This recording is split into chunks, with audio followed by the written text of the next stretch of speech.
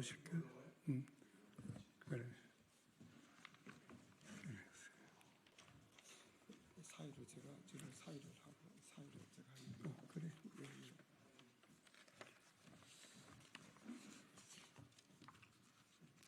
이제 시작하는 겁니까?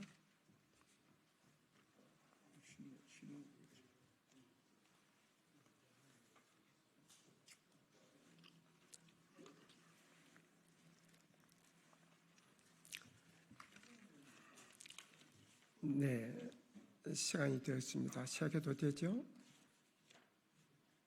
네.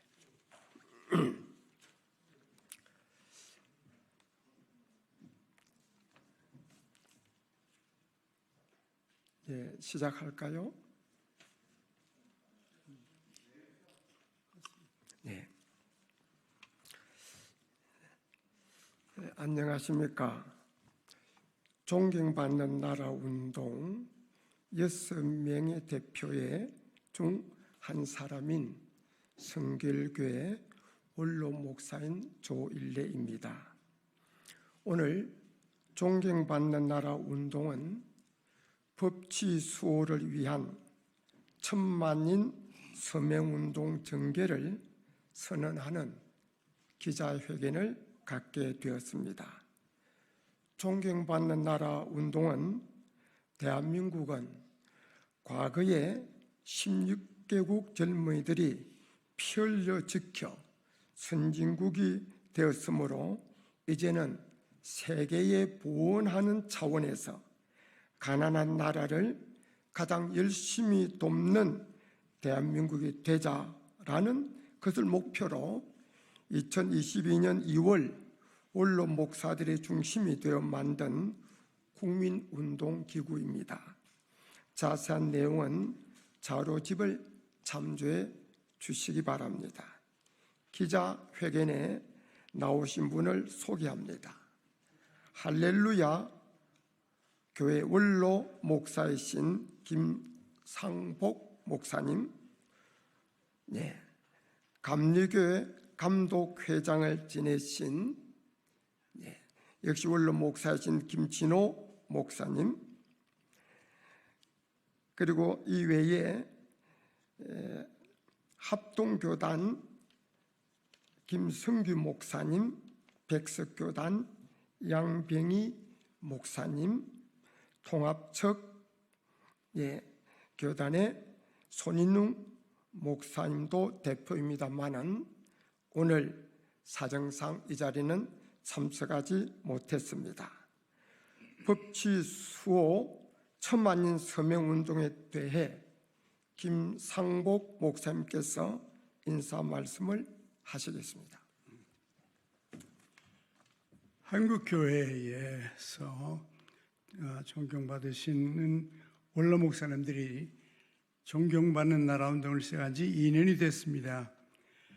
전쟁의 폐허에서 오늘 기적 같은 대한민국이 된 것을 기뻐하고 또 감사하면서 오랫동안 도움을 받았던 나라가 이제는 도움을 주는 나라, 특히 세계의 가난한 나라들을 가장 잘 돕는 나라가 되기를 원하고 있습니다. 존경받는 나라가 되려면 두 가지가 필요한데요. 하나는 대한민국이 대내적으로 먼저 자랑스러운 존경받는 모범적 나라가 되어야 하고, 둘째는 대외적으로 정부와 민간이 함께 가장 가난한 나라들을 가장 효과적으로 도우면서 그들의 손을 잡아 일으켜 세워주는 나라가 되어야 합니다. 우리나라가 존경받는 나라가 되려면 무엇보다도 정의가 강물처럼 흐르는 국가가 되어야 합니다. 지난날에는 우리가 아는 대로 권력자들이나 재력가들이나 유명한 사람들은 법을 범하고도 법망을 다 빠져나갑니다. 그저 잘못한 소시민들은 다 감옥에 들어갑니다. 이런 현상을 우리가 너무 오랫동안 보면서 국민은 분노와 실망을 느낍니다. 심지어 조소감도 느끼죠. 법조인들이 눈치를 보지 않고 두려움 없이 법을 집행할 수 있어야 억울한 국민이 없는 평등한 나라가 되고 국내외로 자랑스러운 대한민국이 될 것입니다. 제22대 국회의원 선거는 이미 끝났고 새로운 계절이 시작이 됩니다. 온 국민이 나라의 법치 확립이 이루어질 것이라는 희망을 가질 수 있어야 합니다.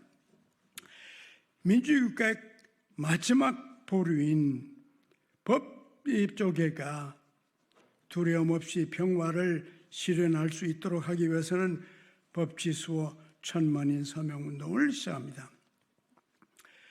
존경받는 나라운동은 좌우를 넘어서서 모두가 동참하는 중립적 성향의 운동인데 우리와 같은 단체가 이 일을 주도하는 것이 바람직하겠다고 생각해서 나서게 됐습니다. 사회 각계가 법치 수호 천만인 서명운동본부에 참여하셔서 이 서명운동이 우리 사회에 새로운 전환점을 이루게 해주시길 바랍니다. 존경받는 나라운동 대표 김상범 목사.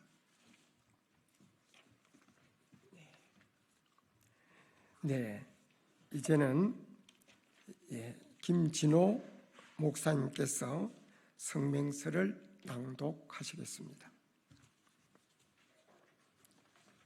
법치 수호를 위한 천만인 서명운동에 국민 모두를 초청합니다. 지금 법치주의가 위기를 맞으면서 대한민국이 크게 흔들리고 있습니다.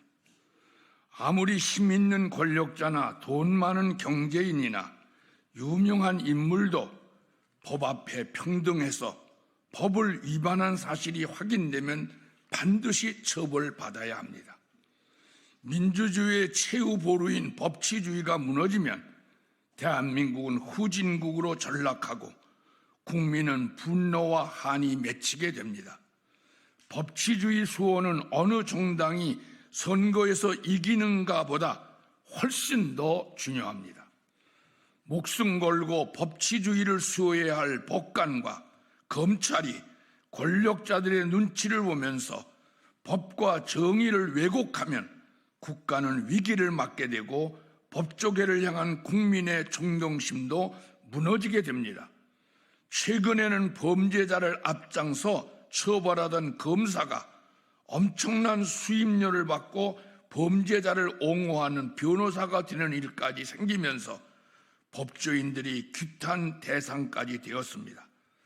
법관과 검사가 법치를 수호하리라 믿고 무소불위의 권한을 주었는데 이 믿음을 저버리고 국민의 근심의 대상이 되었습니다. 법관들이 법에 따른 재판을 하지 않고 이념이나 이권에 따른 재판을 하면 정의는 완전히 사라집니다. 대법원부터 정치권을 의식하지 않는 재판의 본을 보여야 합니다. 특히 정치권이 상권 분립을 무시하며 법조계에 영향을 끼쳐 법治을 훼손하면 절대 안 됩니다. 국회나 사회단체가 법원의 인사에까지 관여하게 되게 하면 안 되고 정치권이 정치적 의도를 가지고 검찰의 독립성을 해치는 검사 탄핵을 해도 안 됩니다.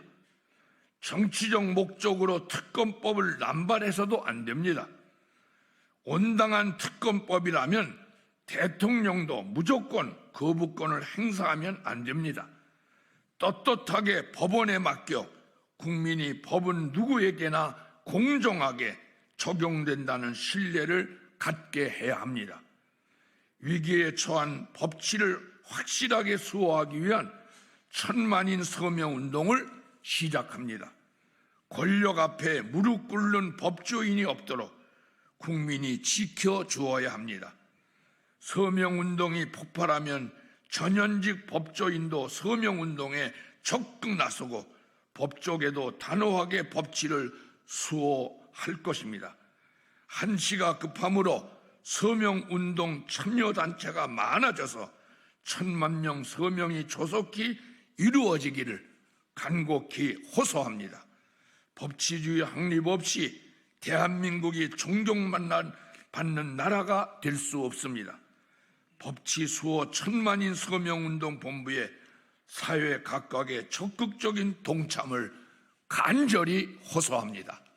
감사합니다. 네, 질의응답을 받도록 하겠습니다. 예, 다른 모든 것은 참고 자료에 나와 있으니까 특별히 질의할 것이 없으면 마치도록 하겠습니다. 네, 그러면 이상으로서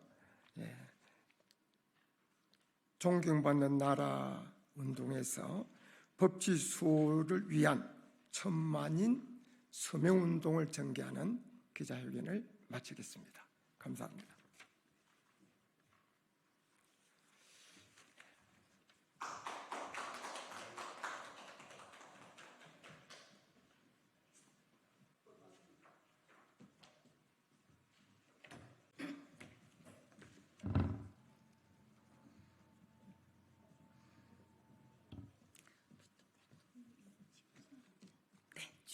치워 이거 치워주세요.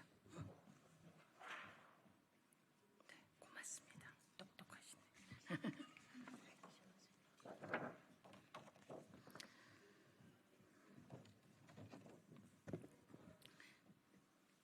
안녕하세요. 더불어민주당 최고위원 서영교입니다.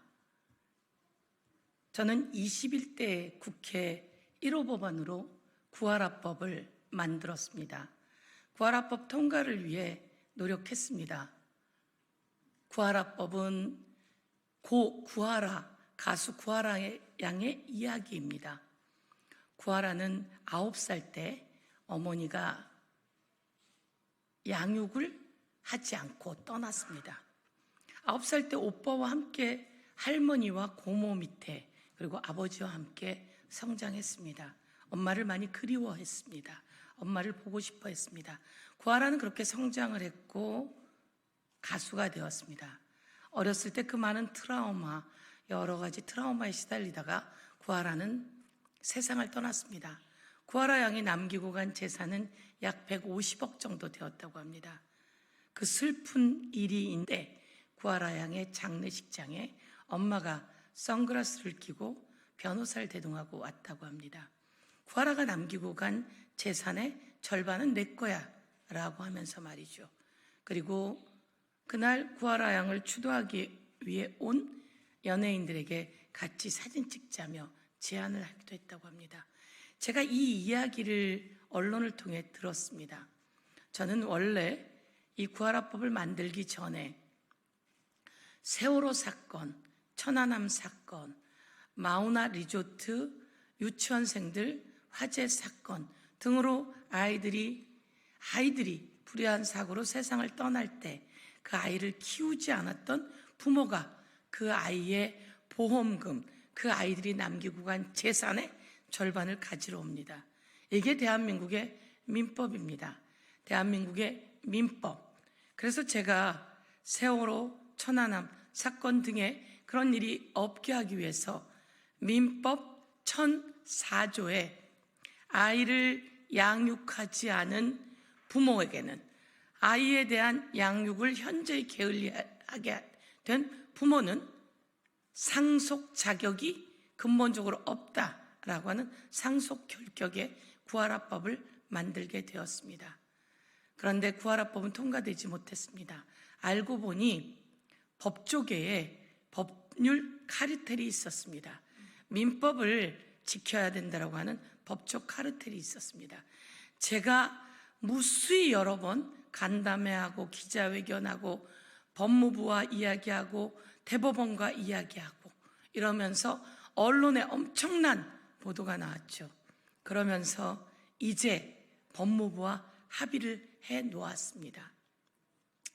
1살 때 엄마가 아빠하고 이혼하고 가버렸습니다. 그 1살짜리 아이는 아빠도 세상을 떠났습니다. 그 아이는 누나, 형과 함께 할머니, 고모가 키웠습니다. 55살이 되어 선원이었습니다. 그런데 실종이 되었습니다. 그런데 54년 만에 엄마라며 재혼해서 낳은 아들들과 함께 와서 이 아이가 남기고 간 모든 재산과 선원으로서 실종되었을 때 남기고 간 보험금까지 싹 다 그 엄마가 54년 만에 갖고 갔습니다. 법원은 조정하자고 했지만 그 엄마는 가져가야 된다고 했습니다. 조정도 못했습니다. 함께 살아왔던 누나는 피눈물을 흘렸습니다. 그 고모는 암에 걸려 죽어가시고 있다고 합니다. 그런데도 54년 만에 나타난 그 할머니는 80이 훌쩍 넘었습니다. 그런 사람이 그 재산을 다 가져가는 게 맞습니까? 대한민국 국민은 다 압니다. 그게 맞지 않다는 것을. 그런데 이번에 헌법재판소가 피상속인을 유기하거나 학대하거나 방관하거나 양육하지 않거나 부양하지 않거나 등으로 폐륜적인 일들을 했을 때는 상속받을 자격이 없다. 그러니 민법, 상속에 관한 민법을 개정해야 한다라고 헌법 불합치 판결을 내려주었습니다. 그래서 구하라법이 다시 언론에 회자되기 시작했습니다. 지금입니다. 대한민국을 바로잡을 수 있는 시기는 지금입니다. 엄마 아빠 없이 크는 것도 억울한데, 그런데 그 아이가 또 더 억울하게 세상을 떠났는데 키워주지 않은 부모가 와서 그 아이가 남기고 간 보험금과 재산을 다 가지고 가는 세상, 이제 바꿔주십시오. 21대 국회 이제 한 달 남았습니다. 임시국회 열어서 빨리 법사위가 구하라법 관련한 심사를 해야 합니다. 소병철 법사위 간사는 이에 합의했습니다. 그리고 법무부도 이와 관련해서 저희들과 합의한 안을 만들었습니다. 비송 절차를 거쳐서 가정법원에서 양육하지 않은 부모, 그리고 폐륜적인 일을 한 그런 자식들은 상속 자격이 없다. 이것은 비송 절차를 통해서 결정한다. 그런데 그것으로도 결정 안 되고 불복할 시에는 소송을 할 수 있다라는 내용을 넣어서 구하라법 개정안을, 수정안을 만들었습니다. 빨리 이 수정안을 통과시켜야 합니다. 그런데 국힘당은 무엇을 하고 있습니까? 왜 국회를 열지 않겠다고 하는 것입니까? 국회를 당장 여십시오. 민생을 내팽겨치고, 그리고 이런 헌법 불합치까지 난 구하라법과 같은 억울한 사연을 바로잡을 수 있는 그런 법 상임위를 내팽개치는 일 당장 중단하십시오. 국힘은 법사위를 여십시오. 그리고 국회를 여십시오. 법사위원장 김도읍 법사위원장은 당장 법사위를 여십시오. 김도읍 위원장 법사위를 열어서 구하라법, 헌법 불합치 난 이런 법안들을 다시 빨리 통과시켜서 대한민국에 억울한 사람이 없도록 하십시오. 다시 한번 촉구합니다. 국힘당과 국힘당 법사위원장 김도읍 의원은 법사위를 열고 국회를 여십시오. 그래서 헌법 불합치난, 그리고 4년 내내 통과시키지 못한 이 구하라법을 당장 심사하고 통과시키십시오. 저 국회의원 서영교, 그리고 법무부는 이와 관련해서 합의를 거쳤습니다. 더불어민주당 간사인 소병철 의원도 이와 관련해서 법사위를 열어 통과시키겠다고 이야기했습니다. 당장 법사위를 열어 구하라법을 통과시킬 것을 촉구합니다. 한 가지 말씀만 더 드리겠습니다. 학생인권 조례 관련해서 서울시 의원들이 다수당을 자처하면서 이것을 편법을 이용해서 학생인권 조례를 폐지시켰다고 합니다. 있을 수가 없는 일입니다. 국민 여러분, 여러분도 그렇고 저희 세대는 선생님한테 맞으면서 컸습니다. 맞을 이유가 없는데 선생님한테 맞았습니다. 그리고 어떤 학생들은, 내 학부모님들은 선생님들께 촌지를 줘야 했습니다. 그리고 학생들이 선생님 수발까지 들어야 했습니다. 술 먹고 온 선생에게는 아침마다 음료수를 갖다 바쳐야 했고요. 그리고 공부하면서 선생님 비위를 맞추지 않을 수 없는 시대를 살아왔습니다. 너무나 좋은 선생님이 많았습니다. 저도 너무나 감사하고 존경하는 선생님들이 많습니다. 그렇지만 학생은 선생님이 때려서 키우는 존재가 아니라 학생들의 인권은 보장되어야 합니다.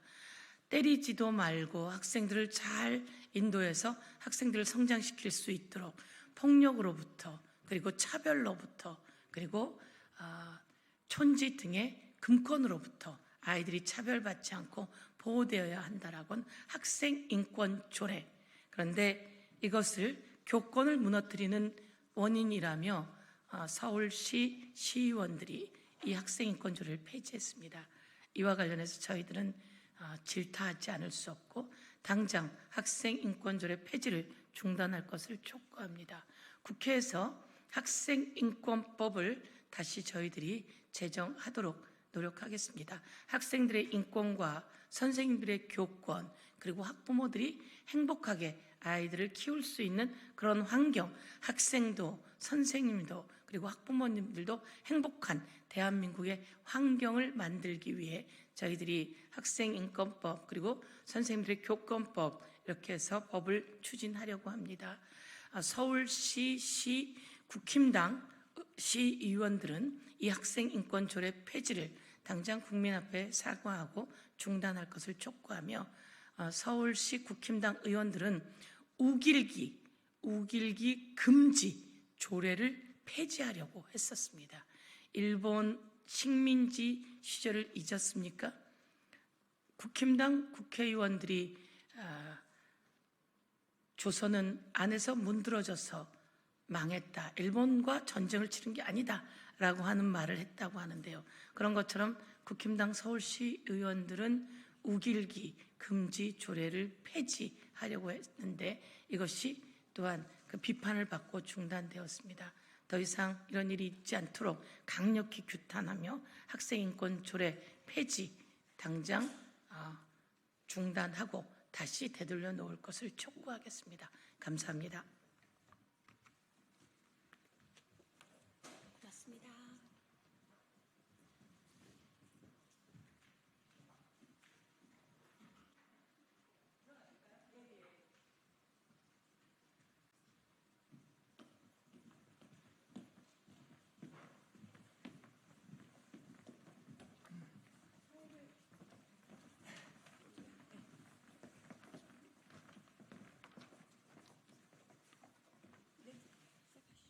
예.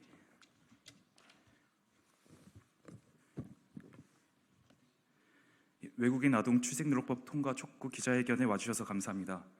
오늘 사회를 맡은 저는 공익법센터 어필의 김주광 변호사입니다. 지난 6월 감사원은 2015년부터 2022년까지 출생신고되지 않은 아동이 6천여 명임을 지적하였고 그중 약 4천여 명이 출생신고 의무가 없는 외국인 아동이었습니다. 뒤늦게 가족관계등록법 개정을 통해 출생통보제가 도입되었으나 개정된 제도도 한국 국적자의 출생등록만 허락하고 있어 여전히 외국인 아동이 출생등록을 하지 못하는 문제가 해결되지 못하고 있습니다.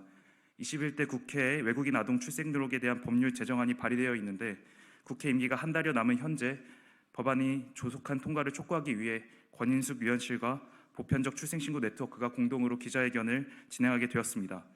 먼저 더불어민주당 권인숙 위원께서 현재 발의된 외국인 아동의 출생등록에 관한 법률안을 설명해 주시겠습니다. 권인숙 위원님은 외국인 아동의 인권 보장을 위해 힘써 활동하고 계시며 21대 국회에 외국인 아동의 출생등록에 관한 법률안을 대표 발의하셨습니다.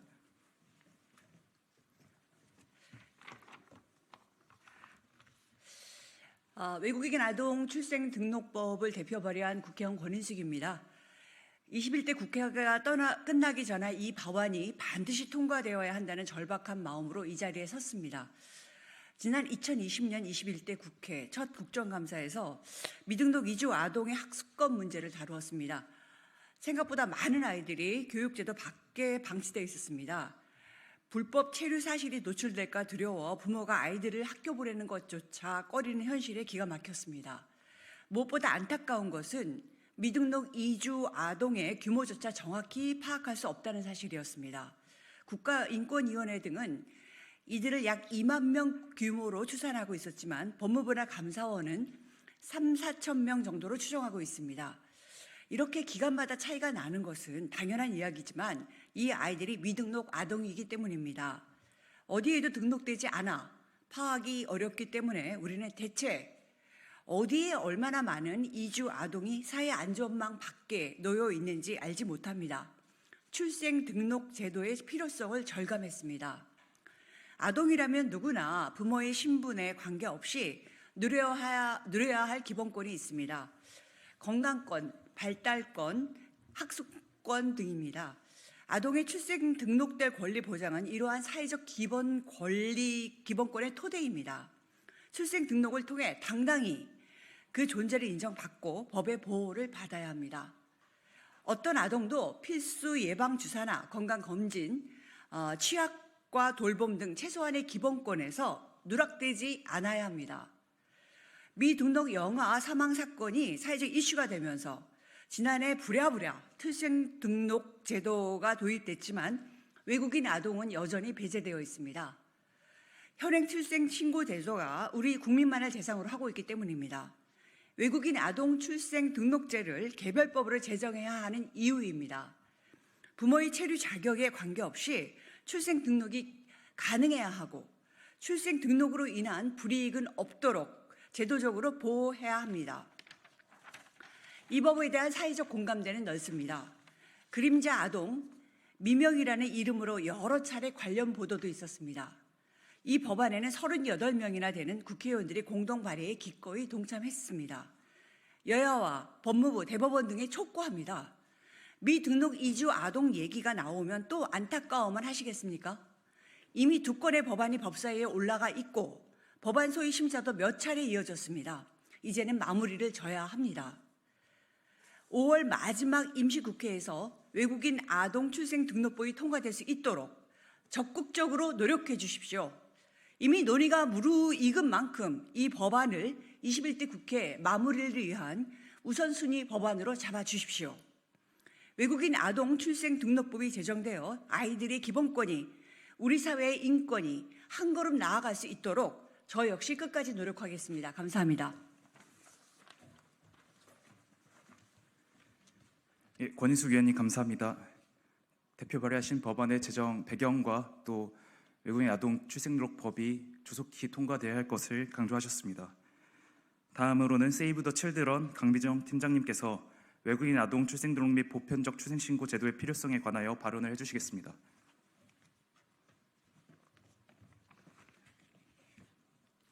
어린이날이 얼마 남지 않았습니다. 아동이라면 그 존재만으로 세상의 축하를 마땅히 받아야 하는 날입니다. 그러나 우리 사회는 있지만 없는 아이들이라 불리는 존재들이 여전히 있습니다. 서류상으로도 일상에서도 자신을 없는 사람으로 취급한다고 이야기하는 아이들의 목소리를 들으신 적이 있습니까? 여기 내가 있어요 아이들의 목소리에 응답하라는 국제사회 권고는 2011년부터 지난해까지 이어졌습니다. 유엔 아동권리위원회는 2011년과 2019년 2차례 부모의 법적 지위 또는 출신지와 관계없이 모든 아동이 출생신고를 보편적으로 이용 가능하도록 할 것을 국가에 권고하였습니다. 2012년 인종차별철폐위원회, 2015년 자유권규약위원회, 2017년 사회권규약위원회, 2018년 여성차별철폐위원회, 2018년 다시 인종차별철폐위원회, 2023년 유엔인권이사회와 자유권규약위원회, 대한민국에 존재하는 모든 아동의 출생 등록될 권리를 국가가 보장해야 한다는 국제사회 권고는 수없이 이어졌습니다. 그 사이 출생신고가 되지 않고 살았던 혹은 살아가는 아이들의 실태를 정부는 정확하게 파악조차 하지 못하였습니다. 제19대와 제20대 국회에서 이루어진 외국인 아동 출생 등록을 위한 입법적 노력은 국민인 아동과 외국인 아동을 경계짓는 법 체계를 넘지 못하였습니다. 지난해 감사원의 조사로 일부 드러난 6천여 명의 출생 미신고 영유아에 대한 사회적 공분은 열흘도 채 되지 않아 출생통보제 도입을 위한 법률 개정으로 이어졌습니다. 임시 신생아 번호로 존재하는 아이들에 대한 전수조사와 위기 임산부 지원을 위한 정책 논의도 서둘러 시작되었습니다. 그러나 이러한 과정에서도 국가가 존재의 안위조차 묻지 않는 아동들이 있었습니다. 미등록 이주아동을 포함한 4,025명의 외국인 아동들입니다. 등록될 권리를 박탈당한 아이들을 향한 슬픔과 반성도 차별하는 나라, 우리 사회의 뼈아픈 현실입니다. 국가가 숫자로도 파악하지 않은 아이들은 살해와 유기, 학대, 매매로 고통받기도 하였습니다. 보호의 사각지대에 있는 아이들의 삶은 국적과 상관없이 위태로웠습니다. 깊이 슬퍼하며 불러줄 이름조차 갖지 못하고 사망한 아이들을 이제라도 차별 없이 기억하여야 합니다. 생일조차 증명받지 못하지만 용감하게 자신의 삶을 살아가고 있는 외국인 아동의 목소리에 21대 국회가 다급히 귀를 기울여 주기를 촉구합니다. 출생 미신고 아동들의 외로운 죽음 앞에 내내 부끄러웠던 시민 공동체의 비통함을 제도의 변화로 이끌어 주시길 바랍니다. 이는 1991년 대한민국이 채택한 유엔 아동 권리협약 제7조를 이행해야 할 국가의 엄중한 책무이자 세계를 공유하는 동료 시민인 우리 어른들의 역할일 것입니다. 지난해 아동을 법 앞에 인간으로 인정하기 위한 출생신고를 둘러싼 국가의 노력은 반쪽짜리입니다. 출생통보제 도입은 보편적 출생등록 제도의 시작에 불과하기 때문입니다. 부모의 법적 지위, 혼인의 출생 등 아이의 신원을 기록하는 일조차 어렵게 하는 취약한 가정의 상황을 살펴 법과 제도의 장벽을 낮추어야 합니다. 35년 전 대한민국이 채택한 유엔 아동 권리 협약에 따라 국가는 차별 없이 아동 최상의 이익을 위한 모든 조치를 취해야 합니다. 아이들의 존재가 공적으로 인정될 때 비로소 아이를 구할 수 있습니다. 출생신고가 되지 못해 병원의 문을 두드리기도 쉽지 않은 아이, 어린이집과 학교에서 자주 존재를 증명해야 하는 아이, 학교 밖 미래를 꿈꾸는 것조차 어려운 아이들, 법적 지위나 체류 자격을 이유로 아이의 존재를 부인하는 부끄러운 기록은 이제 멈춰야 합니다. 2023년 유엔 인권이사회 국가별 정례 인권검토 제4차 대한민국 심의에서 정부는 보편적 출생등록 제도와 외국인 아동의 출생등록 제도 도입을 수용하였습니다. 남은 몫은 오롯이 21대 국회에 있습니다. 국회에 발의된 외국인 아동 출생등록법은 남은 임기 내에 통과되어야 합니다. 아이의 존재를 지우지 맙시다. 21대 국회가 외국인 아동의 등록될 권리, 존재할 권리를 조속히 보장할 것을 다시 한번 강력하게 촉구합니다. 감사합니다. 예, 강미정 팀장님 감사합니다. 아이의 존재가 공적으로 인정될 때 비로소 아동의 권리가 보장될 수 있고 따라서 외국인 아동의 출생 등록이 반드시 필요함을 잘 알 수 있었습니다. 이어서 이를 위한 법 개정의 필요성 및 조속한 입법 필요성에 대해 사단법인 두루의 김진 변호사님께서 말씀해 주시고 기자회견문 낭독해 주시겠습니다.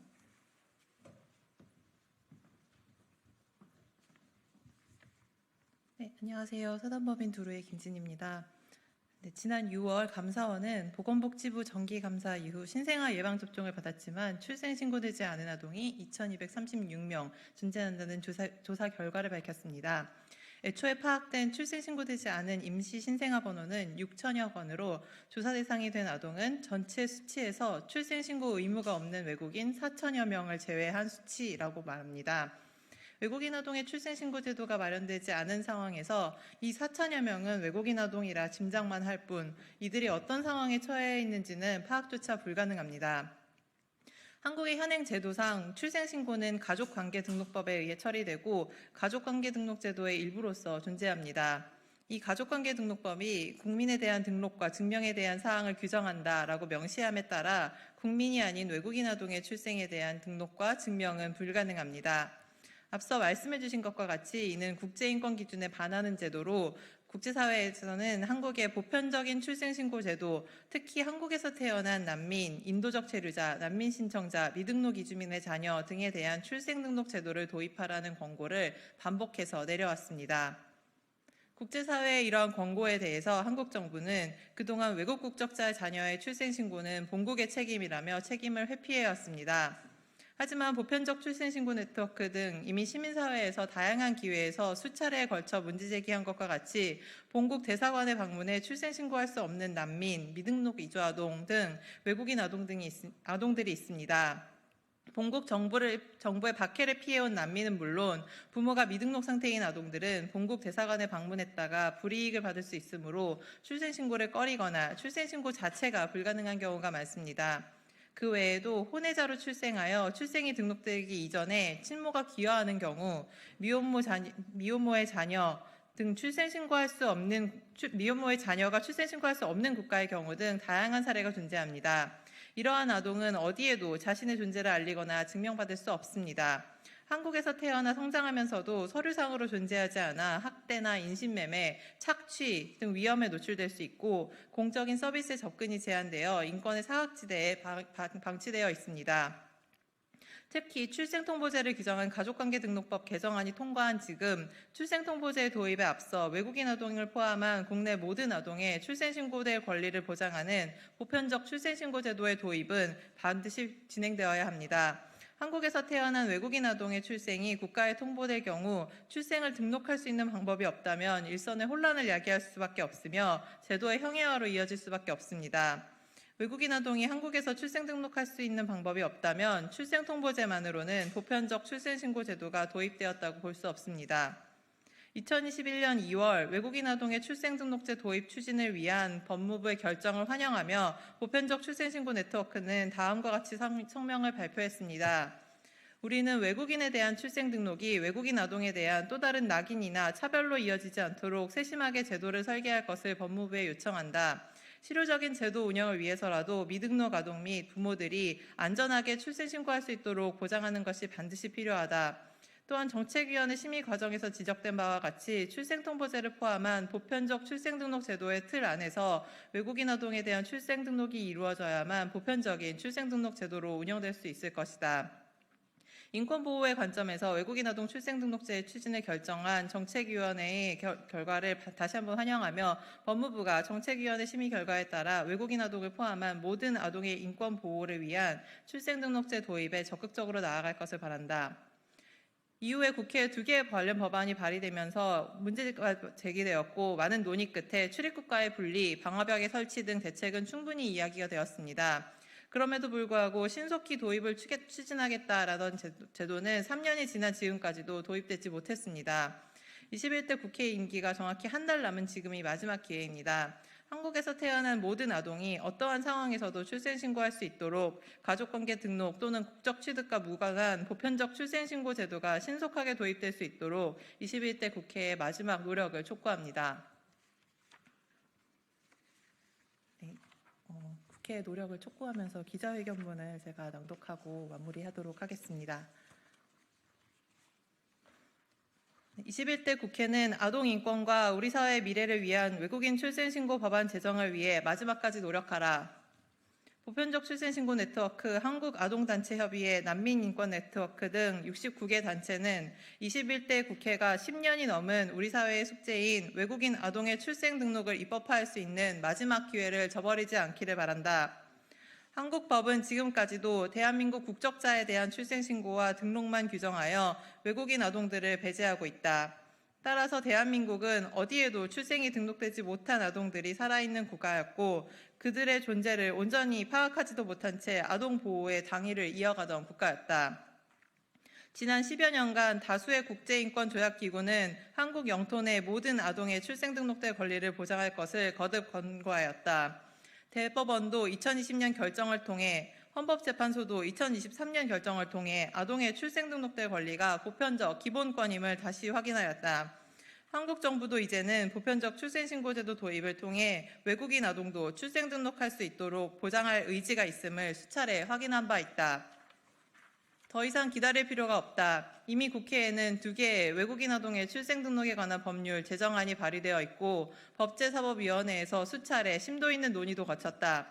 외국인 아동에 대한 또 다른 차별과 인권 침해로 이어지지 않도록 섬세한 제도 설계가 필요하나 법 제정 후 구체적인 논의를 진행하면 충분하다. 다음 국회에서 새롭게 논의를 시작할 때까지 또 다시 몇 년의 시간을 흘려보낼 수는 없다. 우리는 21대 국회가 우리 사회의 현재를 책임지고 미래를 준비할 소임을, 모든 사회 구성원의 인권을 보호할 소임을 다할 것을 강력히 요청한다. 이번 국회 임기 중 외국인 아동 출생등록제도의 입법화를 위해 최선의 노력을 다하라. 네, 감사합니다.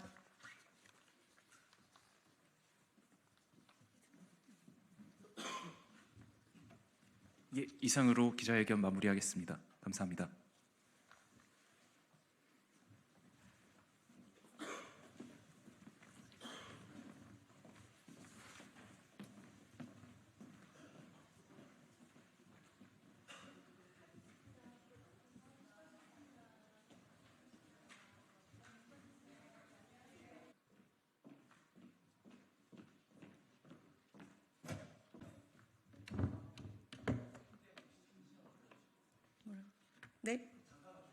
네? 네, 그러겠습니다.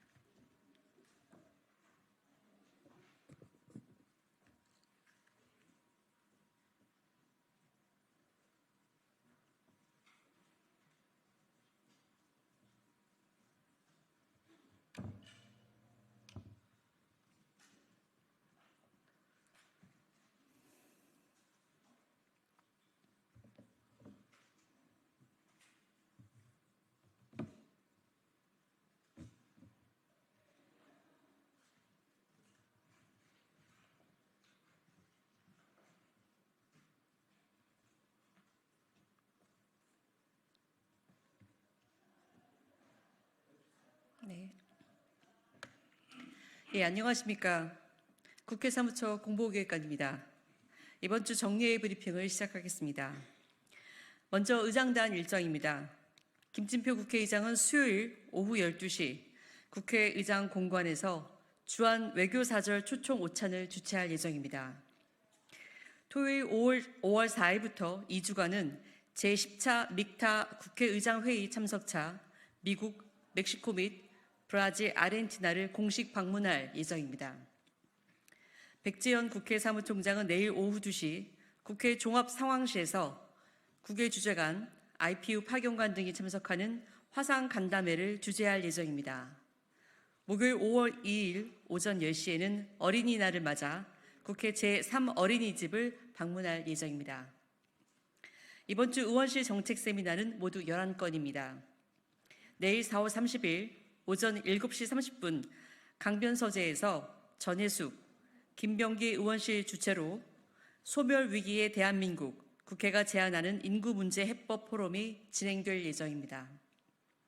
금요일 5월 3일 오후 1시 30분 의원회관 제2소회실에서 최승재 의원실 주최로 비동의 강간죄 신설 적절한가 세미나가 진행될 예정입니다. 이번 주 위원회 일정입니다. 연금개혁특위는 내일 4월 30일 오전 10시 공론화위원회 공론화 결과보고 또 공론화 의제에 대한 재정 추계 보고건으로 전체 회의를 개최할 예정입니다. 이번 주 의회 외교 주요 일정입니다. 김태년 한 베트남 의원 친선협회장은 내일 오후 2시 63빌딩에서 KF 한배 미래지향 교류사업 방문단 환영 오찬을 주최할 예정입니다. 이번 주 국회 사무처와 소속기관의 주요 행사 및 발간물입니다. 24년도 5월 상반기 국회 문화공간 조성 기획전이 목요일 5월 1일부터 약 2주간 의원회관 1층 아트 갤러리에서 열립니다. 이번 전시회는 더불어민주당 서삼석 의원실 추천으로 임경미 작가의 작품 라이프 리드먼 등 총 16점이 전시됩니다. 국회 도서관은 내일 아일랜드의 1가정 양립을 위한 입법례를 소개하는 최신 외국 입법 정보 제243호를 발간합니다. 입법조사처는 내일 4월 30일 오전 9시 30분 의원회관 제1소회실 및 제1부터 6 간담회의실에서 2024 국가비전 입법정책 컨퍼런스를 개최합니다. 이번 컨퍼런스는 제21대 국회 입법과 제22대 국회 비전을 주제로 개최되며 한국공포학회 등 3개 학회가 공동 참여하는 기획 세션 그리고 21개 학회별 개별 세션으로 운영될 예정입니다. 미래연구원은 오늘 오후 2시 30분 국회 도서관 4층 대회의실에서 청년미래위원회 발대식을 개최합니다. 다음은 지난주 접수안입니다. 지난주에는 24년 1월 1일부터 12월 31일까지 인가받은 개발부담금 부과 대상 사업에 대해 개발부담금을 경감 또는 면제하는 내용의 개발이익 환수에 관한 법률 개정안을 포함한 법률안 9건, 결의안 1건 등 총 11건이 접수되었습니다. 다음은 지난주 국민동의청원 현황입니다. 지난주 새롭게 공개된 청원은 택시 자격증 전국 단일화 요청에 관한 청원 등 총 5건으로 지난주 새로 공개된 청원을 포함해서 현재 동의 진행 중인 청원은 총 32건입니다. 기타 상세한 사항은 이메일을 참고해 주시기 바랍니다. 이상으로 이번 주 정리의 브리핑을 마칩니다. 감사합니다.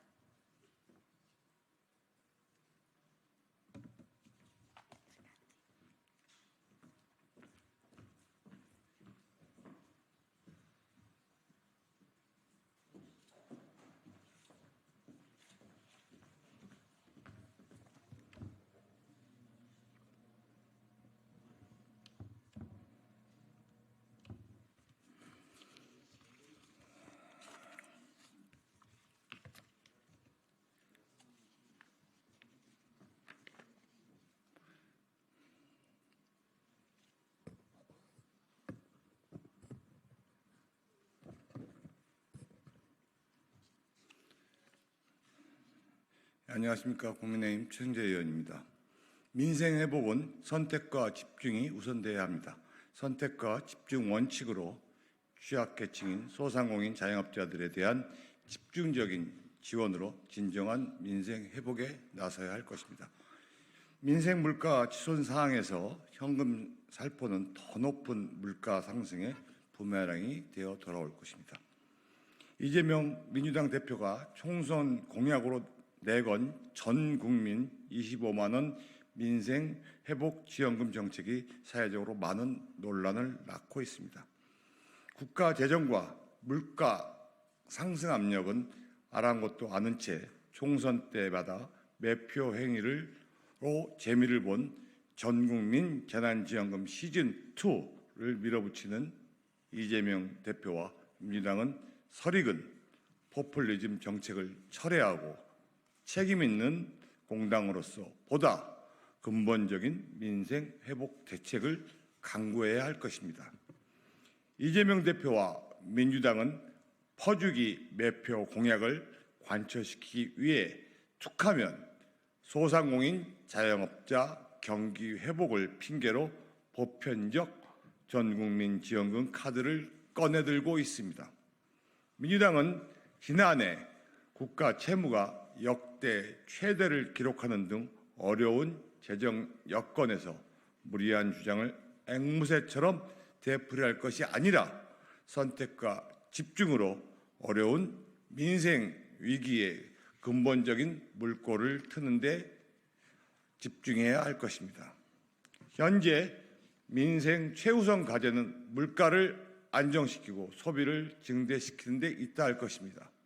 고물가, 고환율, 고금리 등 3고 현상으로 장바구니 물가가 급격히 오른 상황에서 총선 당시 매표 공약을 밀어붙여 13조 원의 현금을 살포한다면 고스란히 물가 상승 압력과 금리 인상으로 되돌아올 수밖에 없습니다. 형편이 괜찮은 사람들은 모르겠지만 정작 형편이 어려운 취약계층인 소상공인 자영업자들은 현재 적은 돈만 받고 향후 큰 돈이 나가는 상황이 벌어질 수밖에 없을 것입니다. 25만 원 현금 살포로 정작 현재 민생 경제의 가장 큰 리스크인 물가를 자극할 수밖에 없어 되려 소상공인 자영업자를 비롯한 취약계층의 생존에 위협이 되는 부메랑으로 되돌아올 가능성이 있습니다. 코로나 사태 당시 지급했던 전국민 재난지원금은 정작 소비 진작 효과가 미미했다는 분석이 줄을 잇고 있습니다. 문재인 정부 당시 국책연구원인 한국개발연구원 KDI 2020년 발표한 긴급 재난지원금 정책의 효과와 시사점 보고서에 따르면 재난지원금 지급에 따른 소비 증대 효과는 0.26에서 0.36배 정도로 100만 원을 받았을 때 추가 소비로 이어진 것은 불과 26만에서 36만 원에 불과하다는 것이 연구 결과로 이미 나와 있습니다. 또한 2022년 말 발표된 서울연구원의 코로나의 서울 자영업 영향과 보편적 재난지원금 효과 보고서에 따르면 보편적 재난지원금이 정작 타격을 크게 입은 음식점, 주점 등 대면 서비스 업종에서는 수혜가 갖지 않았다는 연구 결과도 나와 있습니다. 코로나 사태로 직격탄을 맞은 소상공인 자영업자의 손실보전 수단으로는 적합하지 않았다는 분석이 연구 결론으로 제시되었습니다. 이 보고서는 업종별 매출 감소율과 같은 기준을 적용해서 선별적으로 지원하겠다는 것이 자영업 매출 손실 보전에 더 크게 효과적이고 공평한 결과를 가져다 줄 수 있을 것이라고 지적했습니다.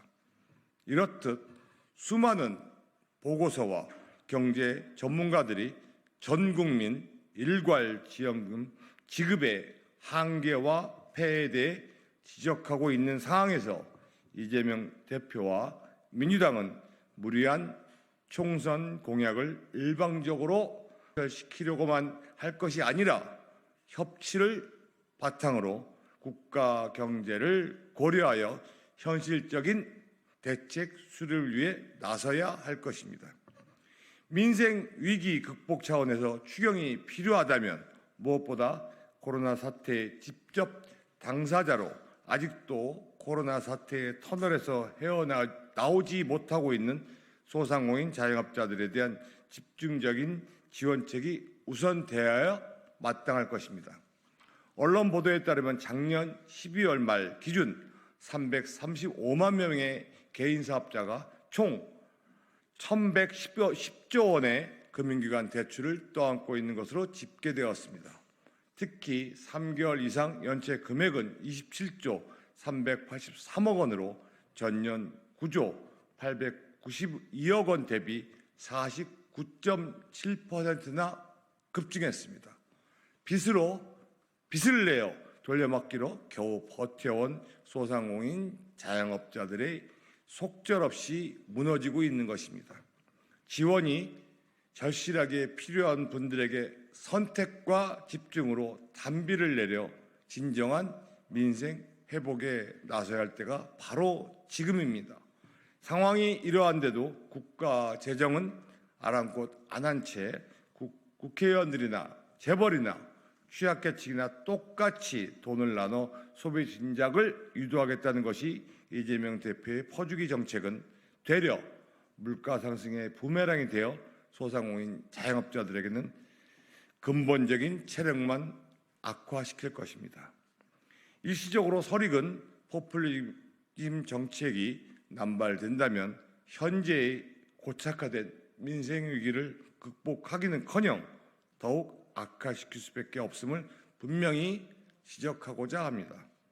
민생 회복 자금이 필요하다면 선택과 집중의 원칙을 우선하는 것이 중요합니다. 적재, 적소의 원칙으로 반드시 지원이 절실한 소상공인 자영업자를 비롯한 취약계층에게 지원이 돌아가야 마땅할 것입니다. 빚의 굴레에 허덕이는 소상공인 자영업자들에 대한 대대적인 원리금 감면, 대출이자 탕감, 전기료 등 공과금 감면, 더 나아가서 부가세를 비롯한 한시적인 세금 부담 완화 등 실질적으로 소상공인 자영업자들이 체감할 수 있는 대책으로 진정한 소비 진작과 민생 회복에 나서야 할 때입니다. 코로나 사태 당시 무원칙한 정치 방역으로 장사를 못하게 손발을 묶어놓고도 손실보상 소급 적용을 끝끝내 외면한 채 전국민 재난지원금 살포로 국민들을 현혹시키며 소상공인 자영업자들에게는 현재까지 돌이킬 수 없는 막대한 피해를 안겨준 민주당은 소상공인 자영업자들에 대하여 사죄에 나서야 하며 이분들에 대한 집중적인 지원에 나서야 할 것입니다. 코로나 사태 당시 제가 제기한 바 있는 한시적 소상공인 생존 자금과 같은 특단의 대책을 외면하고 그 효과도 미미한 전국민 재난지원금으로 국민들을 현혹한 민주당은 지금이라도 소상공인 자영업자들에게 생존 자금에 준하는 특단의 지원에 나서야 할 것입니다. 이재명 대표와 민주당은 민주노총조차 사상 초유의 고물가 시대에 그 후가를 고려치 않은 포퓰리즘 정책을 내놓고 민생을 운운한다라며 거대 야당 비판에 나선 현재의 상황을 돌아봐야 할 것입니다. 민주당은 자기들의 입맛에 맞는 법안들만 골라 5월 국회에서 선별적으로 통과시키려는 야욕을 버려야 할 것입니다. 민주당이 협치에 기반해 정부 여당과 머리를 맞대고 이번 5월 국회가 소상공인 자영업자를 비롯한 취약계층의 민생이 진정으로 회복되는 정기를 만들 수 있도록 논의의 장에 임할 것을 촉구합니다. 이번 21대 마지막인 5월 국회가 선택과 집중의 원칙을 바탕으로 소상공인 자영업자들에게 단비를 내려줄 수 있는 마지막 기회임을 정치권이 자각하고 정쟁으로 첨절된 21대 국회가 마지막에나마 민생국회 본연의 모습을 보여줄 것을 촉구하는 바입니다. 감사합니다.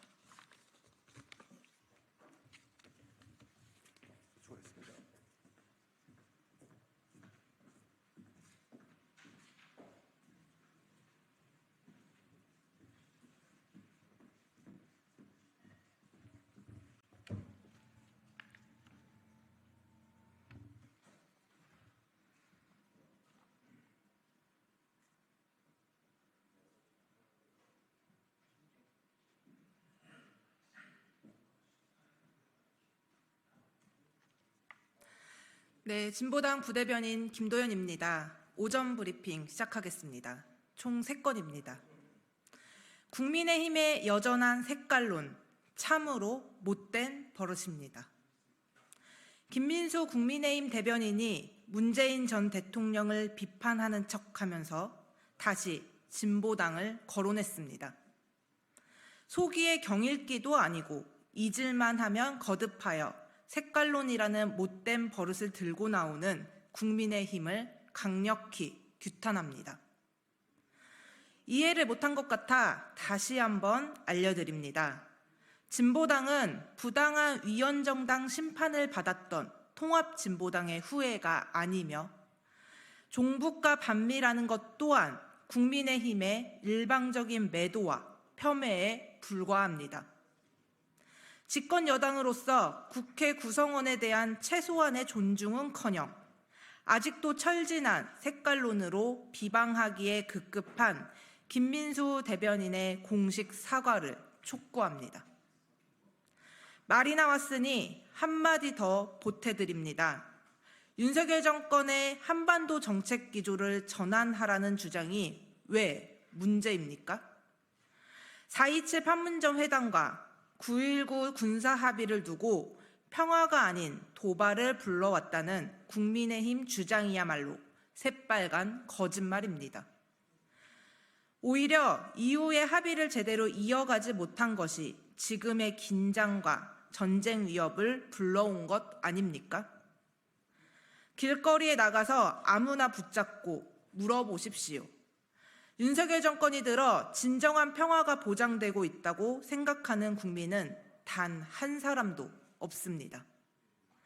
입맛대로 해석하는 수준에도 미치지 못해 아예 국민의 목소리에 귀를 꽉 닫고 있는 것이야말로 정부 여당입니다. 혼자만의 착각 속에서 그 모든 대화와 협력을 내팽개치고 오직 갈등과 긴장만을 조성하고 있는 국민의힘 때문에 우리 국민은 몹시 불안하고 공포스럽습니다. 국정기조를 전환하라는 이번 총선에 내세운 민심 속에는 당연히 한반도 정책 기조도 전환하라는 명령이 담겨 있음을 명심하십시오. 두 번째입니다. 어제 4월 28일은 세계 산재사망 노동자 추모의 날입니다. 유엔사나 국제노동기구에서 노동안전과 건강에 대한 관심을 촉구하고 산업재해를 방지하기 위해 공식 지정했습니다. 그러나 우리 대한민국의 현실은 추모의 날을 거론하는 것조차도 송구스러울 만큼 여전히 참담하고 끔찍합니다. 먹고 살기 위해 일하러 나갔다가 집으로 돌아오지 못하는 노동자들이 아직도 한 해에 무려 2,400명에 달합니다. 6명에서 7명의 우리 노동자가 매일같이 죽어나가고 있다는 말입니다. OECD 국가 중 부동의 세계 최악의 산재 국가입니다. 특히 지난해 산업재해 승인 건수가 가장 많은 기업이 배달의 민족이었음은 눈여겨봐야 합니다. 산재 사망 사고에 대해 정부 차원의 대책이 미흡함에 따라 억울한 노동자의 죽음이 새로운 영역으로 확대되고 있음을 의미하기 때문입니다. 상황이 이런데도 윤석열 정부는 조금도 심각성을 깨닫지 못하고 있으니 통탄할 노릇입니다. 고용노동부는 어제 발표를 통해 건설업체의 안전보건교육 실시 부담을 또 완화했습니다. 억장이 무너집니다. 이러면서 아무리 장관이 추모의 날을 기념한답시고 위령탑을 찾아 참배한들 그 무슨 의미가 있겠습니까? 노동자를 살리고 싶다면 노동자들의 목소리에 귀를 기울이는 것이 첫 순서입니다. 올해 추모의 날을 앞두고 노동자들은 작업 중지권의 실질적 보장을 임모와 촉구했습니다. 아울러 헌법에도 명시된 노동 3권이 모든 현장에서 실질적으로 보장되는 것이야말로 산재 사고 예방의 가장 기본적 조치임을 두말할 필요가 없습니다. 거듭 일하다 안타깝게 목숨을 잃은 우리 모든 노동자들을 추모하며 진보당은 사람 살리는 국회를 위해 온 힘을 다할 것을 약속드립니다.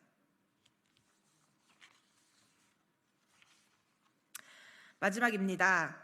시민 곁에 서울시라더니 청소년, 장애인, 돌봄 노동자는 시민이 아닙니까? 서울특별시의회가 청소년, 장애인, 돌봄 노동자를 서울시에서 지워버렸습니다. 지난 금요일 서울시의회는 학생인권 조례와 사회서비스원 설립 및 운영 지원 등에 관한 조례를 폐지했기 때문입니다. 자신들이 선택한 이들만 서울 시민이 될 수 있다는 참으로 오만하고 불손한 행동입니다. 권리와 예산을 주지 않겠다는 의미는 결국 존재 자체를 부정하겠다는 것입니다.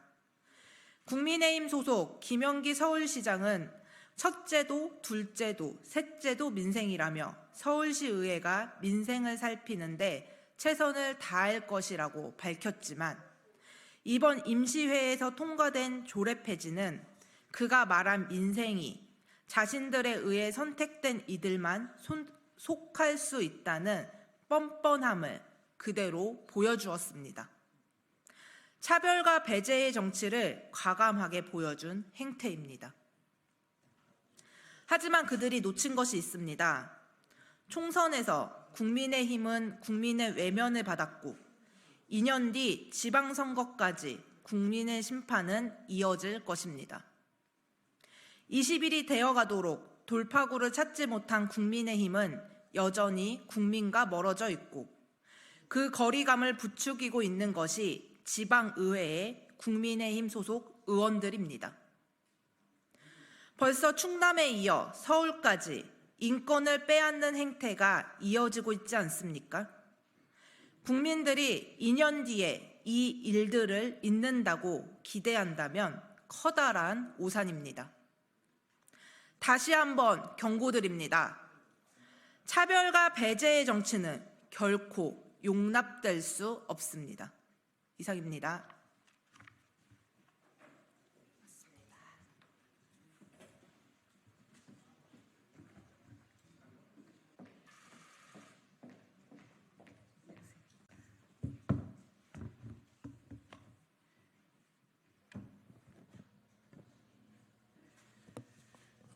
네, 나와주셔서 감사합니다. 개혁신당 전당대회에 출마하게 된 허은하입니다. 스토브 리그를 든든하게 이끄는 당대표가 되겠다라는 전당대회 출마 선언문을 지금부터 읽도록 하겠습니다.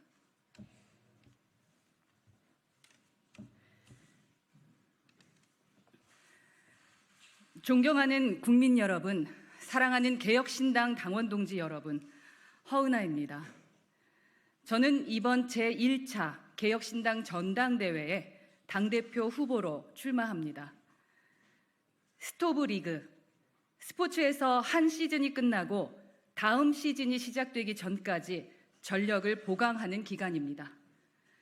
이 시기에 각 스포츠팀은 기존 선수들을 살피고 새로운 선수를 영입하며 다음 시즌에는 어떤 부분을 고쳐 나갈 것인지 자기 반성을 진행합니다. 오늘보다 더 나은 다음 시즌을 만들기 위해 최선을 다하는 것이지요. 총선이 끝나고 다음 지방선거까지는 앞으로 2년 남았습니다. 대통령 선거까지는 3년 남았습니다.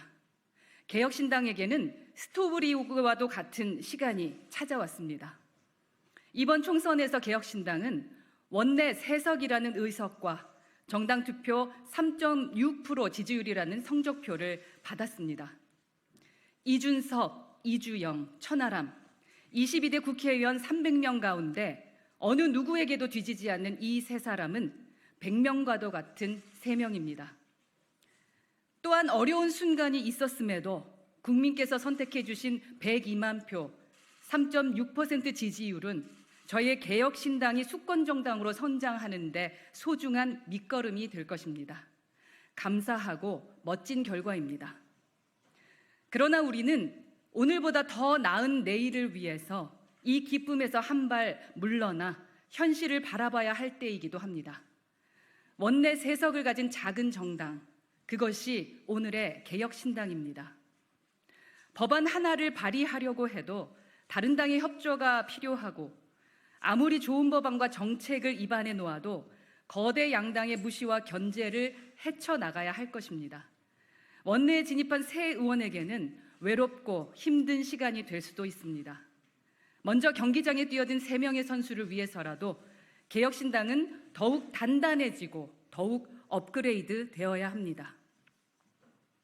사랑하는 개혁신당 당원 동지 여러분, 이번 총선 성적표를 받고 스토브 리그를 맞이하는 당대표가 갖추어야 할 요건은 풍부한 경험과 냉철한 판단 능력입니다. 감정에 휩싸여 이른바 몰빵이라 부르는 도박 투자를 하는 것이 아니라 더욱 확실한 가치 투자를 이어나가야 하고 재무구조가 튼튼한 블루칩 기업처럼 개혁신당을 성장시켜야 합니다. 저 허은하는 영등포 청과시장 과일가게 첫째 딸로 태어났습니다. 열심히 공부했고 자수성가했습니다. 가난과 고생의 서사는 흔히 내세울 수 있는 이력입니다. 그러나 베낄 수 없는 것은 전문적인 경험과 능력일 것입니다. 저는 항공사 승무원으로 시작해 직장을 박차고 나와 다시 공부했고 손수 기업을 만들어 CEO로 발돋움했습니다. 조그마한 1인 기업을 업계에서 인정받는 기업으로 20년간 이끌었고 그러한 여러 경력을 인정받아 컨설팅 전문가로서 비례대표 국회의원이 되어 성실한 의정 활동을 펼쳤습니다. 임기가 보장된 비례대표 국회의원직을 던지고 나와 여론의 화제를 모으며 개혁신당 창당의 깃발을 들기도 하였습니다. 작은 조직을 큰 조직으로 키우는 능력, 미래를 내다보는 가치 투자를 할 수 있는 경험, 저 허은하가 개혁신당의 첫 스토브 리그에 가장 적합한 준비되고 검증된 당대표라고 감히 자신합니다. 존경하는 국민 여러분, 이번 총선에 국민께서는 저희 개혁신당의 귀중한 3석의 개혁의 씨앗을 맡겨주셨습니다. 정당 투표에 102만 표라는 희망의 열매를 건네주셨습니다. 저희 개혁신당은 이번 총선에 의석을 확보한 정당 가운데 지역구와 비례대표에 모두 당선자를 배출한 가장 정상적 정당이기도 합니다. 저희라고 꼼수와 편법을 모르지는 않았습니다. 비례전형 정당을 만들라는 안팎의 충고와 조언 또한 많았습니다. 하지만 저희는 정도를 걸었습니다. 정정당당하지 않은 길을 개혁신당이 갔습니다. 정정당당하지 않은 길은 개혁신당의 길이 아니고 또 저 허은하의 길이 아니기 때문입니다. 저라고 고민과 갈등이 없었던 것은 아닙니다. 국민의힘에서 탈당할 때 비례대표 국회의원직을 유지한다면 편안하고 좋은 지역구에 공천해 주겠다는 달콤한 제의가 많았습니다. 그런 선택을 하는 것은 너무도 쉬운 일이었습니다. 심지어 비례대표로 다시 공천해 주겠다는 유혹까지 있었습니다. 실제 공천받은 정치인이 있고 잠깐 정당을 옮겨 다시 비례대표 국회의원이 된 철새 같은 정치인도 있습니다. 그러나 저는 순응하지 않았습니다. 굴복하지 않았습니다. 철새가 되지 않았습니다. 개혁신당에서 저는 당당히 지역구 선거에 나섰습니다. 그것이 창당의 주역으로서 제가 맡아야 할 책임과 의무라고 여겼기 때문입니다. 어떤 조직이든 모두가 편한 길, 쉬운 길, 손해보지 않는 길을 가려고 할 때 스스로 험지로 달려나가 모범을 보이는 사람이 있어야 조직이 발전하는 법입니다. 솔선수범이 필요한 때였습니다. 동탄의 이준석 대표가 그랬고 영등포의 허은하도 그랬습니다. 이번 총선의 지역구 선거에 출마한 저희 개혁신당 43명의 후보들이 모두 똑같은 각오였을 것입니다. 저는 그분들이야말로 개혁신당의 숨은 영웅, 창당 공신들이라고 생각합니다. 그분들의 감동 어린 희생과 열정 어린 투신이 있었기 때문에 102만 표의 소중한 열매가 가능했고 비례대표 2석이 탄생할 수 있었고 동탄의 기적도 가능했던 것이라 믿습니다. 개혁신당의 기적은 우리 모두가 함께 거둔 위대한 결실입니다. 거기에 숱한 동지들의 헌신과 희생에 밑거름이 있었습니다. 저는 43명 지역구 출마자들의 헌신과 희생의 정신을 받들어 그들을 대표하는 마음으로 이번 개혁신당 당대표 선거에 당당히 나섭니다. 잊지 않겠습니다. 그분들의 가치가 소홀히 취급받지 않도록, 그분들의 마음이 억울하거나 섭섭하지 않도록 최선의 노력을 다하겠습니다. 앞으로 있을 선거에서는 출마자 모두에게 최선의 지원을 해줄 수 있는 정당을 만들겠습니다. 그것이 다음 시즌을 준비하는 스토브리그를 이끌어 나가는 개혁신당 첫 번째 과제라고 생각합니다. 저 허은하야말로 그런 역할에 가장 적합합니다.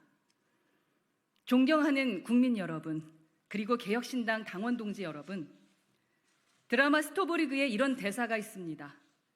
소 한 번 잃었다고 외양간을 왜 안 고칩니까? 그거 안 고치는 놈은 다시는 소 못 키웁니다. 저는 대한민국의 현실이 소 잃고 외양간 고치는 정도가 아니라 소를 잃고도 소를 잃은 줄도 모르는 농부와도 같지 않나 싶습니다. 선진 의료를 무너뜨리는 의료 대란부터 미래 세대의 부담을 떠넘기는 연금 계약에 이르기까지 대한민국 정치는 편한 길, 쉬운 길만 찾느라 소를 잃고도 아무도 외양간을 고치지 않은 채 서로 욕하고 삿대질하기에만 바쁩니다. 그들이 외면한 외양간, 개혁신당이 고칠 수 있도록 허은하가 당대표가 되어 최선을 다하겠습니다. 대한민국이라는 외양간을 고칠 개혁신당을 위해 허은하는 2년뿐 아니라 3년 뒤를 바라봅니다. 2년 뒤 지방선거를 승리로 이끌 것이고 3년 뒤 대선에서 개혁신당 대통령을 탄생시킬 것입니다. 대통령을 만드는 허은하가 될 것입니다. 당대표 취임 1년 안에 전국 풀뿌리 당협 조직을 전부 정상화시키겠습니다. 정상화하겠습니다. 2026년 지방선거에 기초부터 광역까지 모든 선거구에 후보를 내서 승리를 일굴 것입니다. 그리고 2027년 대통령 선거에 개혁신당 대통령이 탄생할 수 있도록 제가 가진 모든 능력과 열정을 쏟아붓겠습니다. 대통령을 만드는 개혁신당, 개혁신당을 그렇게 키워내는 허은하가 되겠습니다. 천하용인의 저 허은하, 흔들리지 않았습니다. 비겁하지 않았습니다. 개혁신당의 미래 가치를 알아보고 가장 먼저 이곳으로 달려왔습니다. 이제는 개혁신당 당대표가 되어 역시 허은하는 다르구나 라는 감탄으로 보답하겠습니다. 개혁신당을 스타트업에서 유니콘으로 키우고 대한민국의 산적한 과제를 해결하는 수권 정당으로 만들겠습니다. 개혁신당이 한국의 새로운 희망이 되겠습니다. 허은하는 할 수 있습니다. 개혁신당은 할 수 있습니다. 감사합니다. 감사합니다.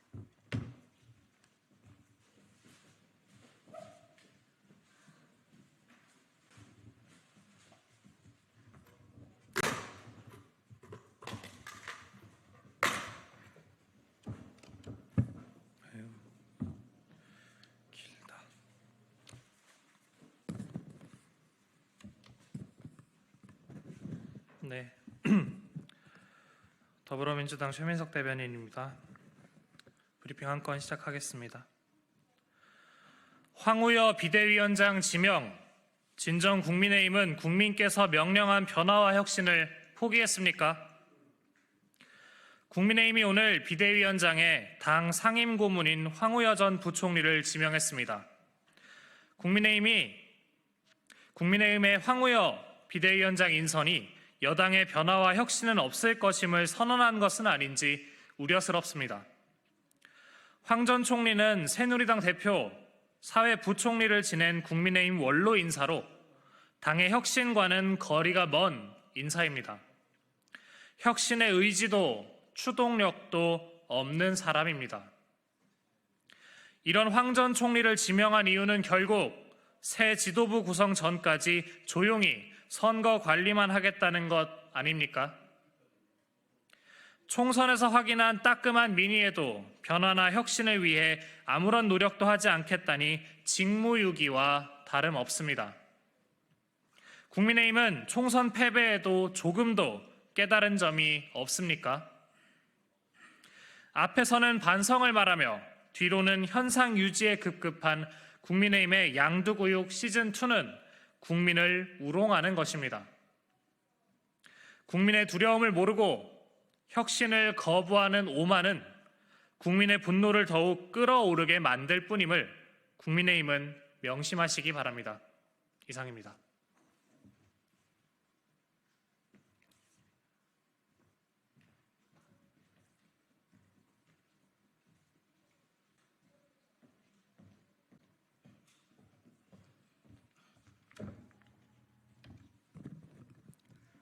네, 진보당 부대변인 신하섭입니다. 오전 브리핑 3건 진행하도록 하겠습니다. 국민의힘의 협치 주장, 스스로에게 향해야 마땅합니다. 국민의힘에서 연일 협치를 주장하고 있습니다. 문제는 이것이 자성의 목소리가 아니라 야당을 두고 윽박지르는 데 사용된다는 것입니다. 적반하장도 유분수입니다. 지난 4월 10일 우리 국민들은 모두 총선에 참여했는데 국민의힘만 홀로 건너뛴 것입니까? 이번 총선에서 심판한 것은 의회 독재가 아니라 윤석열 정권 독재였습니다. 우리 국민이 협치에 나서라고 경고장을 날린 대상은 야당이 아니라 정부 여당이라는 말입니다. 협치, 당연히 해야 하는 민주주의의 기본입니다. 하지만 지금 국민의힘에서 내놓는 협치라는 말은 바깥이 아니라 스스로를 향해야 마땅합니다. 총선이 치러진 지 채 한 달도 지나지 않았습니다.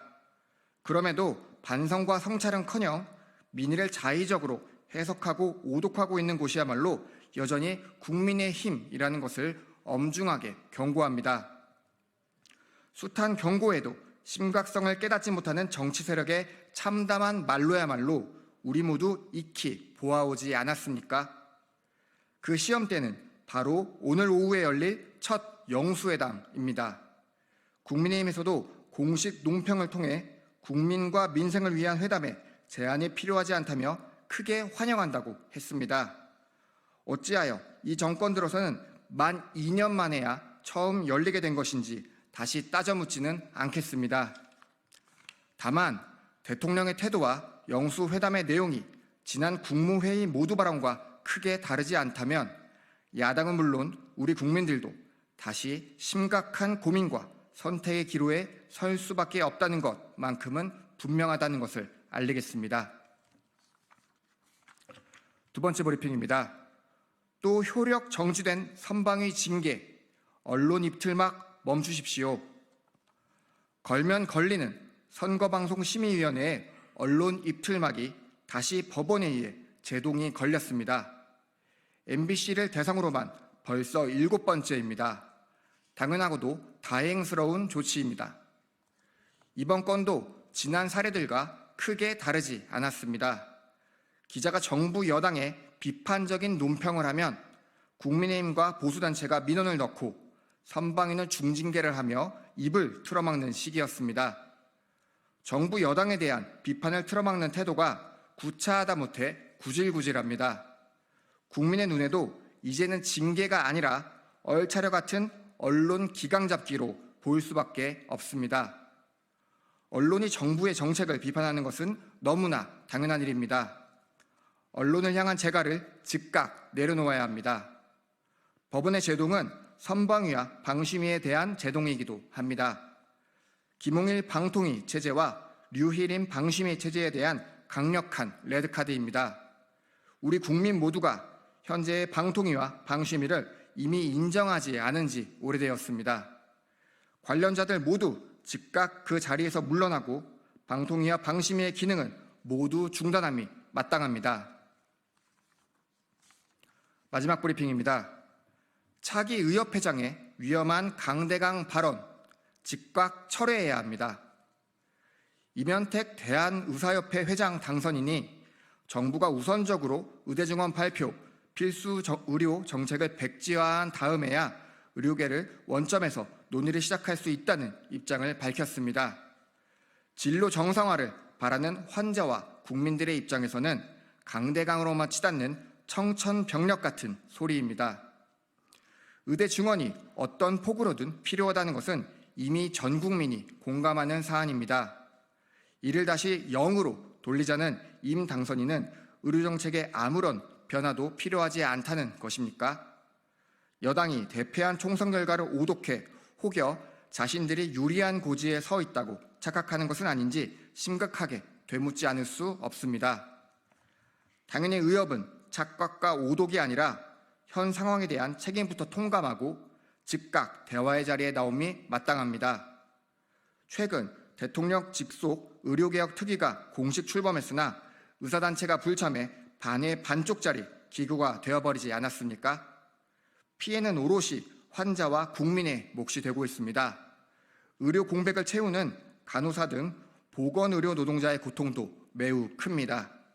더 이상 우리 국민의 건강을 볼모로 삼는 치킨 게임을 즉각 중단하고 하루 속히 대화의 장으로 나서십시오. 이상입니다. 감사합니다.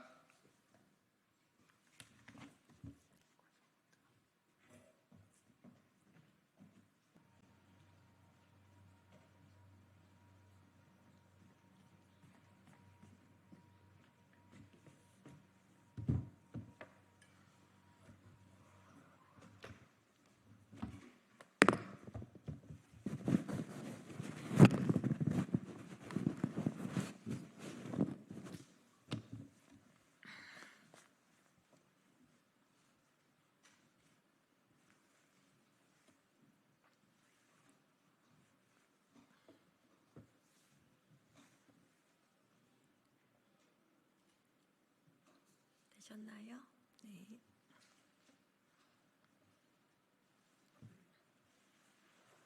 네, 시작하겠습니다. 해병대원 특검법이 의회 폭거라니 국민의힘은 국민의 헛웃음이 들리지 않습니까?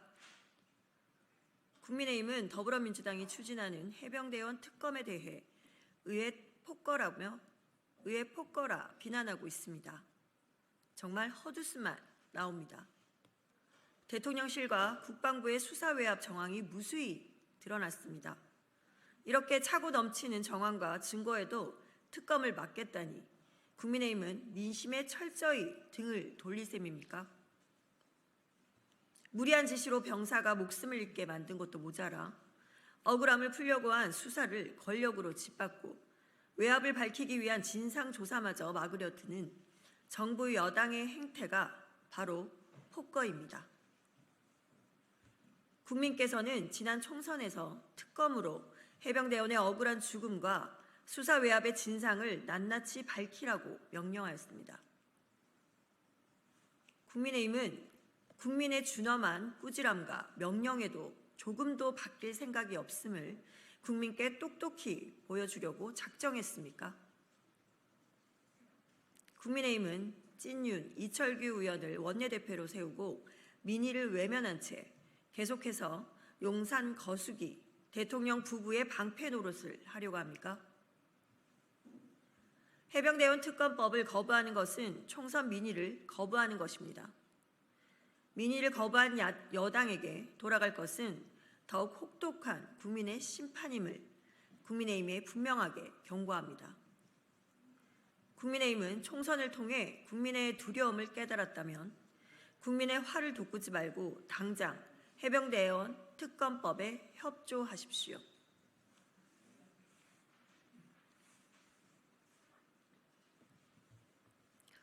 여건 없는 이동, 일본의 도발에도 윤석열 정부는 여전히 국민에 퍼줄 생각뿐입니까?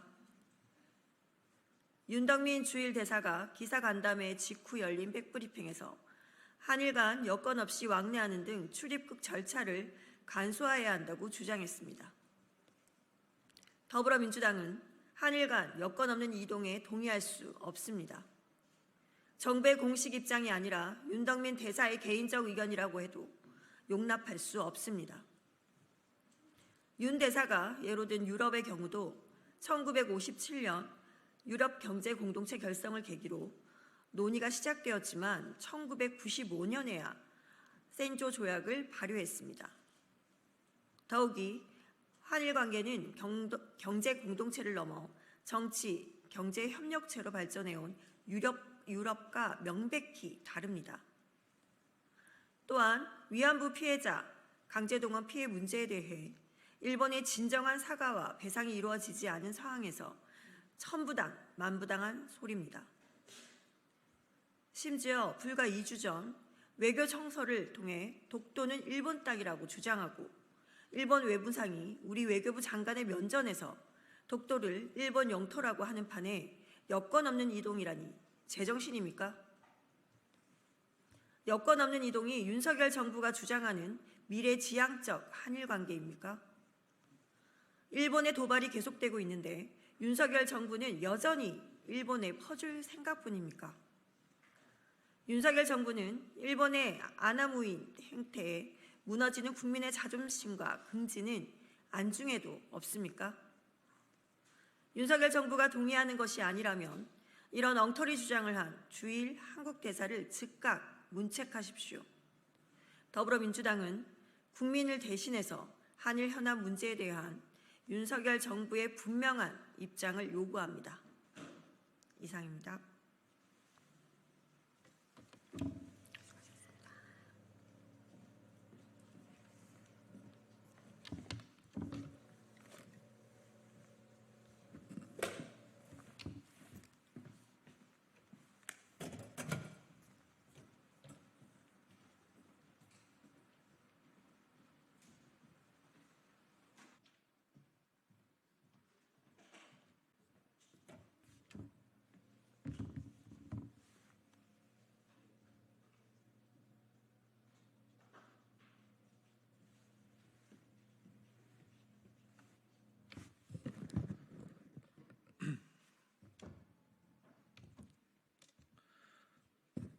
네, 더불어민주당 최민석 대변인입니다. 브리핑 한 건 시작하겠습니다. 김밥이 금밥이 되고 가정의 달이 걱정의 달이 될 판인데 정부는 무엇을 하고 있습니까? 가정의 달인 5월이 윤석열 정부의 경제 실패와 민생 무대책으로 한숨만 나오는 걱정의 달이 되려 하고 있습니다. 5월을 앞두고 깻잎이 지난달에 비해 53.8%가 오른 데 이어 설탕류도 지난해보다 29.7% 오르는 등 식재료 가격이 크게 상승했고 외식 물가도 전년 대비 최대 7%나 올랐습니다. 가정의 달 나들이에 빠질 수 없는 버거, 치킨 등도 가격이 줄줄이 인상되었고 김밥 가격은 6.4%나 상승하여 금밥이라는 말까지 나오고 있습니다. 외식은커녕 소풍 가서 김밥 한 줄 사 먹기도 부담스러워져가는 국민의 현실을 윤석열 대통령은 알고 있습니까? 윤석열 정부는 국민께선 체감 못하는 착시 성장률에만 빠져 나아질 것이라는 허망한 소리만 되풀이하며 뾰족한 대책을 세우질 못하고 있습니다. 이렇게 무능하고 무책임할 수 있습니까? 고물가로 소비는 꽉 막혔고 외식업체 폐업률은 코로나 시기보다도 82.6% 증가했습니다. 고금리의 영향으로 카드사, 저축은행 연체율도 고공행진하고 있습니다. 윤석열 정부는 언제까지 장밋빛 전망으로 국민을 속이며 말로만 물가를 잡겠다는 입대책을 이어나갈 생각입니까? 서민의 한숨이 들리지 않습니까? 더 이상 방관해서는 안 됩니다. 민생경제에 활력을 불어넣을 특단의 대책이 절실합니다.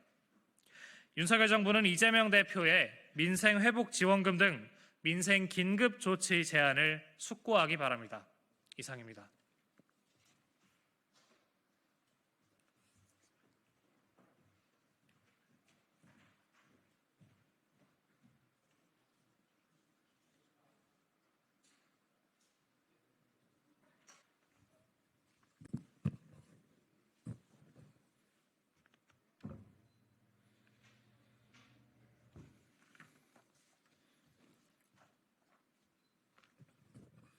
네, 국민의힘 수석대변인 정의용입니다.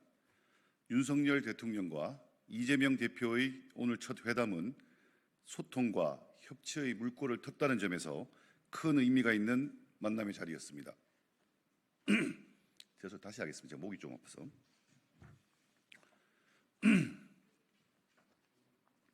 네, 국민의힘 수석대변인 정의용입니다.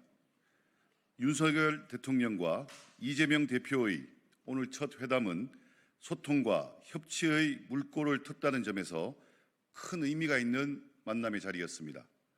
오직 국민을 바라보며 민생이라는 공감대를 바탕으로 의제와 시간의 제한을 두지 않고 국정 현안을 다루기로 했던 만큼 2시간여를 훌쩍 넘긴 시간 동안 민생 경제와 의료개혁 등을 중심으로 다양한 현안에 대한 논의가 오갔습니다. 국민의 대다수가 공감하고 있는 의료개혁에 대해서는 민주당이 협력하겠다고 한 데에 대해 정부 여당 또한 크게 환영하는 바입니다. 윤석열 대통령은 듣고 또 들으며 이재명 대표가 전한 민심의 목소리를 경청했고 그러면서 정책적 차이점에 대해서도 서로 간 확인할 수 있었습니다.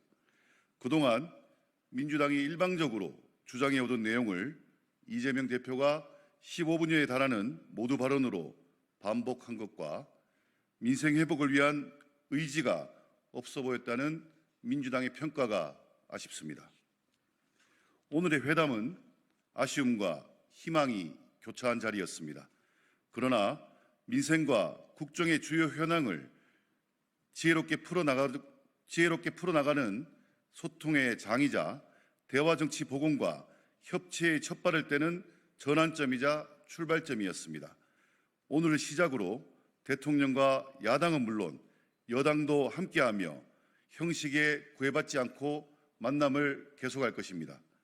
대통령과 정부, 국민의힘은 앞으로도 오직 국민만 바라보고 국민을 위한 정치를 위해 대화와 경청 그리고 소통을 멈추지 않겠습니다.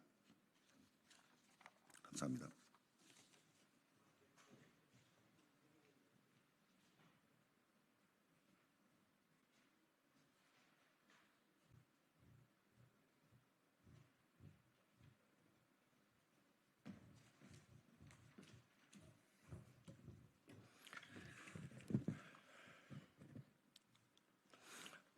안녕하십니까. 조금 늦은 시간에 찾아뵙게 됐는데요. 저는 새로운 미래 수석 대변인으로 임명된 최성 전 고양시장입니다. 17대 국회의원으로 활동했고요. 또 옆자리에 있는 분은 이번 함께 새로운 미래 대변인이 된 신재용 대변인입니다. 임명된 이후에 직접 인사는 못 드리고 서면으로 인사드리는데 다시 한번 정식으로 인사드리겠습니다. 네, 조금 늦은 시간인데도 불구하고 여러분들을 찾아뵌 이유는 윤석열 대통령과 이재명 민주당 대표의 회동에 대해서 간략한 수석 대변인의 브리핑을 하고자 합니다. 소문난 잔치에 먹을 것은 없었던 윤석열 이재명 회담이라는 제목으로 논평을 낭독해 드리도록 하겠습니다. 소문난 잔치에 먹을 것은 없었습니다. 오늘 윤석열 대통령과 이재명 더불어민주당 대표가 130분간 회담을 했으나 결국 소모적이고 정쟁에 불과한 맹탕 회담에 그쳤습니다. 공동 합의문은 없고 민주당이 내놓은 상황 인식이 아니하다는 입장만 봐도 실패한 회담입니다. 취임 2년 만에 처음 가진 회담으로 모든 것을 평가할 수는 없습니다. 다만 첫 단추를 잘못 끼운 것은 분명합니다. 오늘 회담은 과거 대통령과 야당 대표 만남 사례를 비교해봐도 낙제점입니다. 보통 영수회담은 국민의 관심이 집중된 특정 현안을 논의해 합의를 도출해내고는 했습니다. 그런데 오늘 이재명 대표는 A4 10장 분량의 모두 발언에서 시정연설을 방불케 하는 일장 연설을 늘어놓음으로써 생산적인 성과가 도출되기 어려운 환경을 자초했습니다. 영수회담 전에 가장 시급하고 국민들의 관심이 많은 몇 가지 사안, 예를 들어 의료 대란 등을 집중 의제로 다뤄 윤 대통령과 원칙적인 합의라도 도출했어야 합니다. 열 몇 가지 의제를 언급하는 등 선택과 집중에 실패해 빈 술에만 요란한 회담이 된 것입니다. 윤석열 대통령도 이번 회담을 쇼윈도 회담으로 전락시키는데 일조했습니다. 오랜 기간 야당 대표와 회담하지 않았던 만큼 최상병 특검, 민생경제 회복 방안 등에 대해 속 시원하게 털어놨어야 합니다. 이재명 대표를 위해서가 아니라 국민을 위해서라도 그랬어야 합니다. 이번 회담에서 어떠한 국정기조 전환 의지도 드러내지 않았습니다. 총선 결과로 받아든 민심에는 진정성 있는 답을 하지 않았다는 점에서 매우 유감입니다. 윤석열 대통령은 민주당과 회담을 진행한 만큼 새로운 미래 등 제3지대 정당과도 회동해서 민심과 시대정신의 요구를 풀어가는 계기를 마련하십시오. 윤 대통령은 가까운 시일 내에 후속 회담에 대한 입장을 밝히기를 강력하게 촉구합니다. 감사합니다.